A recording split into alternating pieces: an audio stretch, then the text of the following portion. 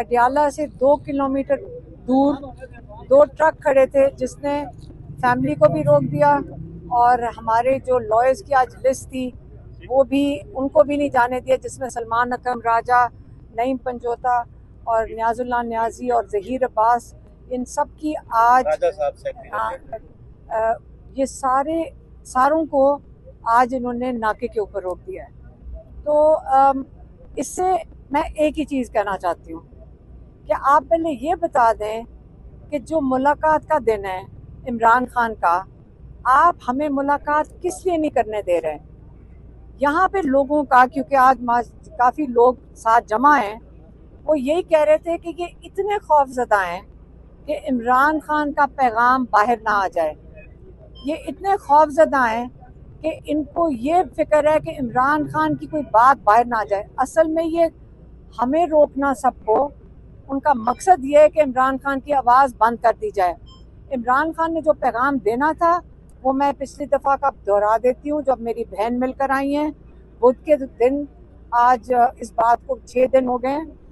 इमरान खान ने कहा था कि 14 तारीख पाकिस्तानियों का हकीकी आज़ादी का दिन है और सारों को इसमें शामिल होना चाहिए।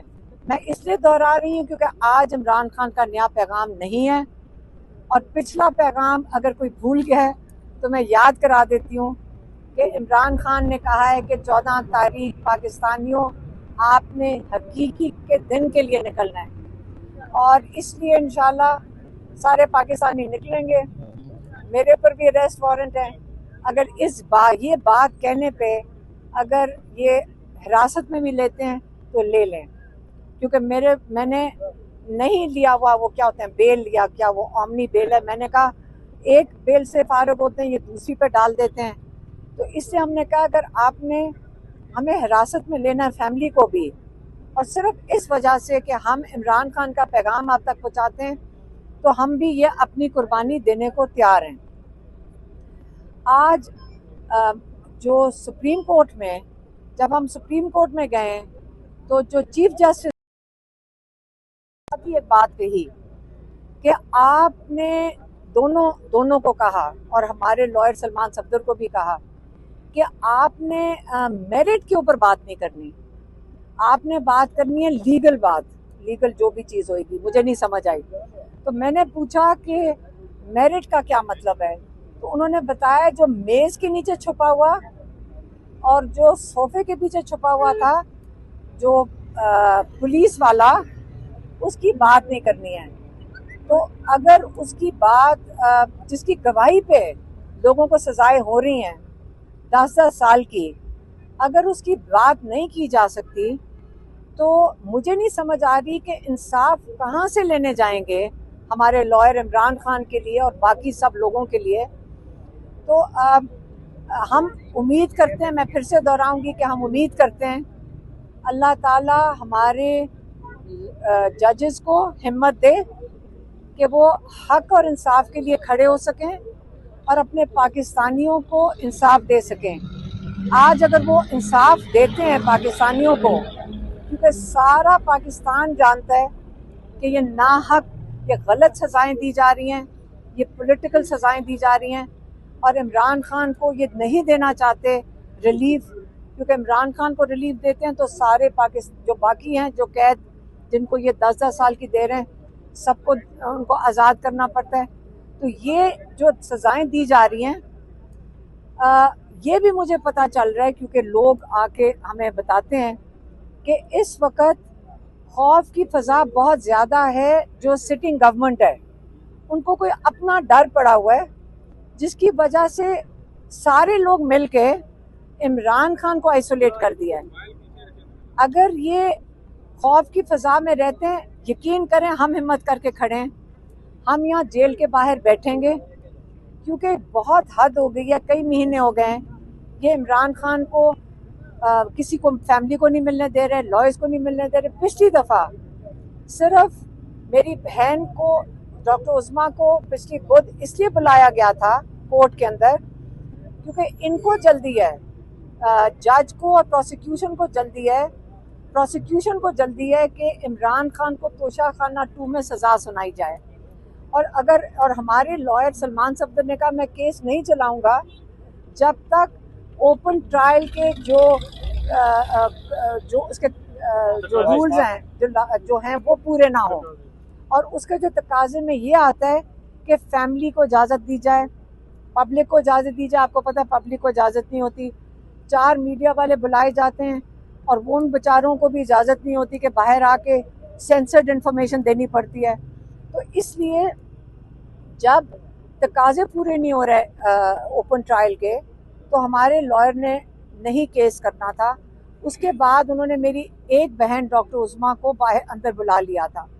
तो आज जो मुलाकात का दिन है, जहाँ फैमिली की मुलाकात है, लॉयर्स की मुलाकात है, और ये हमारे पास कोर्ट ऑर्डर्स भी हैं। आज इन्होंने फिर से हमें नाके के ऊपर रोक दिया, जेल के सामने भी नहीं जा सकते हैं, 2 किलोमीटर पहले रोक दिया। तो हम यहाँ आके खड़े हो गए। लेकिन आज मेरी बहन और मैं कह रहे थे कि आज हमने यहाँ से नहीं उठना। अगर हम ये हर दफ़ा उठ के वापस चले जाते हैं तो ये हमारे साथ हर दफ़ा यही करेंगे और हमें इमरान खान को हमारे से मुलाकात नहीं करने देंगे। इससे आज हम इधर ही बैठेंगे, ये मैं सिर्फ आपको बताना चाहती हूँ। मैडम ये बताइएगा कि सलमान राजा साहब ने कहा कि 14 अगस्त को जश्न आज़ादी मनाया जाएगा। आपने कहा इमरान खान साहब का पैगाम है कि एहतजाज करेंगे, तो क्या होगा? दोनों आप साथ में मौजूद हैं, 14 अगस्त को क्या होने जा रहा है सर? देखिए, एहतजाज का क्या मतलब है? आपको क्या नहीं करने दिया जा रहा? पाकिस्तानियों को कहा जा रहा है कि आपका जो बुनियादी हक है बाहर निकलने का, सड़क पे चलने का, इकट्ठे चलने का, इकट्ठे आवाज बुलंद करने का, वो हक आपको नहीं दिया जाएगा। तो 14 अगस्त को क्या ये रोकेंगे हमें? अगर हम परचम लेके बाहर निकलते हैं, पाकिस्तान का परचम, पीटीआई का परचम, इमरान खान साहब की तस्वीर लेकर निकलते हैं, हमारे जो रंग हैं पार्टी के वो स्कार्फ पहनते हैं, तो क्या ये लोगों को मारेंगे, पीटेंगे, कैद करेंगे? ये एक जश्न का समा है। जश्न मनाना हर इंसान का हक है। जश्न आप कैसे मनाते हैं? पुरअमन तरीके से आपने जश्न मनाना है, आपने झंडे लहराने हैं, आपने इमरान खान से अपनी वाबस्तगी का इजहार करना है, आपने हकीकी आज़ादी का तकाजा करना है। यही तो वो सब कुछ है जो ये चाहते हैं कि पाकिस्तान की आवाम ना करे। तो 14 अगस्त को भरपूर तरीके से हम ये सब कुछ करेंगे। एहतजाज की कॉल दे रहे हैं, धरना दे रहे हैं आज? देखिए, रीमा बीबी ने अभी कहा है कि ये यहाँ बैठी हैं, हम आप इसको धरना कहते हैं? अगर हम क्या हम यहाँ बैठे हुए हैं? धरने का मतलब नहीं, अगर एक सेकंड जब तक मंजूर नहीं मेरी बात सुनो, हम यहाँ बैठेंगे तो उसको आप जो मर्जी कहते हैं। मैंने और मेरी बहन ने कहा हम यहाँ बैठेंगे, बस काफी है आपके लिए। 5 तारीख को भी एहतजाज की जो कॉल थी, आप भी आए थे।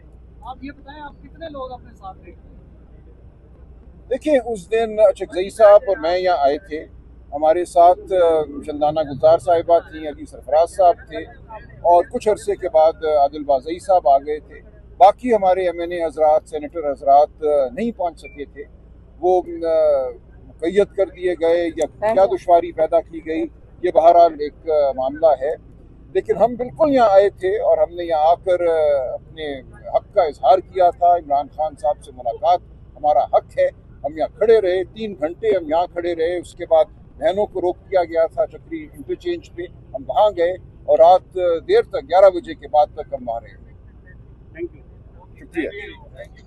बात करवानी हो तो जिस वक्त दिल चाहे जेल के दरवाजे खुल जाएंगे। मुलाकात करवाएंगे कि हम फिर जाएंगे। अदरवाइज नहीं। ये गैर कानूनी हरकत कर रही है जेल इंतजामिया। कानून, जब हमारी मुलाकात होती है तो कानून इनको याद नहीं है। अब इनको कानून याद आ गया है कि 5 बजे का टाइम, ये इनको पता है। ये नहीं पता कि कोर्ट ऑर्डर्स को आपने इम्प्लीमेंट करना है, वो तो इनको समझ नहीं आ रही। कोर्ट ऑर्डर्स को इम्प्लीमेंट नहीं हो रहा तो क्या कोर्ट का हक नहीं बनता कि बुला के पूछे सुप्रीडेंट को क्यों नहीं इससे इम्प्लीमेंट किया जा रहा? वो न्याजुल्लाह न्याजी साहब अभी यही समझा रहे थे कि जब 26वीं मैडम की पड़ी है, हमारी 12 तौहीन अदालत पड़ी है, वो भी नहीं लग रही। हम बेंचों में जाके मैडम अलीमा खान हम सारे परसू कर रहे हैं, अदालत वो भी नहीं लगा रही। अब हम कहाँ जाएं? हमारे पास कोई और ऑप्शन रह गया? जिस मुल्क में ना आपको आईन नजर आता है, ना कोई कानून नजर आता है, गुलामी में हम चले गए हैं। यही तो खान साहब कहते हैं कि हकीकी आज़ादी की जंग क्या है? आप इंतजामिया के गुलाम बन के बैठे, हम कहते हैं कि हम तो आपके साथ खड़े हैं। तो लिहाजा हमारी कंटेम्प्ट भी आपके इस मीडिया के तवज्जुह से हम चीफ जस्टिस को लार्जर बेंच को कहते हैं कि मुलाकात तो नहीं हो रही, आपकी अपनी अदालत की तौहीन हो रही है। कंटेम्प्ट लगाएं और इनको बुलाएं और इनको उस कंटेम्प्ट में सजा दें। कासिम आपको ये कह रहे थे एएसपी जो आई थी कि यहाँ दहशतगर्द आ सकते हैं, आपकी जान को खतरा हो सकता है। नहीं, उन्होंने कहा था आए हुए हैं। अच्छा, आए हुए हैं। दहशतगर्द पीटीआई वाले तो नहीं, उन्हीं को दहशतगर्द नहीं, हमने पिछली दफा जब हम 5 अगस्त को वहाँ बैठे हुए थे तो हमने उन्हें कहा था कि अगर हम कोई कानून तोड़ रहे हैं तो बता दें। तो 144 दफा 144 की खिलाफ वर्जी थी कि हम वहाँ बैठे थे। इससे हमने कहा सामने रेस्टोरेंट में चले जाते हैं। फिर हम सारे रेस्टोरेंट में चले गए, इसीलिए कि उन्होंने कहा था कि मुझे लगता था कि ये लोगों को मारेंगे, डंडे मारते हैं, ऐसी लोगों को उठा लेंगे, तो हमें नहीं शायद कहेंगे लेकिन औरों को कहेंगे। तो जब हम रेस्टोरेंट में चले गए उन्होंने उसकी बत्तियां बंद कर दी, तब इनको दहशतगर्दों का डर खत्म हो गया था। डीएसपी को सारी बत्तियां बंद कर दी। अब मुझे अंधेरे में तो खतरनाक हो गया था। तो फिर उन्होंने वहाँ जो बस वाले लोग रेस्टोरेंट में बैठे थे उनको भगा दिया। और फिर जब बत्तियां ऑन हुई तो हमने कहा सारों को यहाँ बैठा के खाना खिला दो ताकि वो डीएसपी फिर इनको मार मोड़ के ना। लोगों को उठा रहे थे लेकिन अगर रेस्टोरेंट में बैठ के खाना, मैंने कहा खिलाओ, सबको खाना खिलाओ ताकि डीएसपी ये ना कहे कि ये एहतजाज वाले लोग हैं।